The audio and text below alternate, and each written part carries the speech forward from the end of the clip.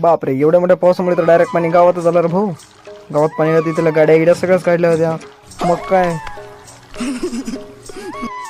काढली आपली पर्सल आणि निघालो मी वाशिमकडे. चल म्हणलं पाहून तुला जरा फिरवतो म्हणलं, जगाच्या बाहेर जरा फिरत जा म्हणलं. बाहेर फिरलं की जरा माहिती किती होती म्हटलं. मग गेलो भाऊ वाशिमला गेलो. पहिल्यांदा इथं लोक तर बाबू रनिंग गिनिंग खतरनाकच चालू होतं. मला जमलं गड्या. गेल्या पहिल्यांदा पोहे दाबली भाऊ. आपल्याला पोहे रस्सा पोहेच पाहिजे, त्याशिवाय जमत नाही आपला. मी अच्छा. मग गेलो स्टेशनवर गेलो होतो बापरे. सन्नाटा दिसत होतं. म्हणलं पाहून म्हणलं काय आले का तिकीट काढावं का नाही.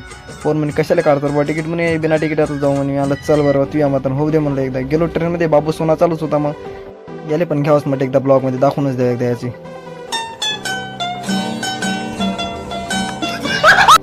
मग काय खिडकीपाशी बसलो होतो, जरा विचार करत होतो मी. आम्हाला ट्रेनला जर पटरी नसती तर रोड खरं चालत होती का. मग काय भाऊ ट्रेनमधून उतरलो. पोहन म्हणजे काहीतरी खास लागते म्हणजे, सकाळपासून काहीच नाही खाल्लं म्हणजे पोटामध्ये. चाल म्हणलं इडली सांबर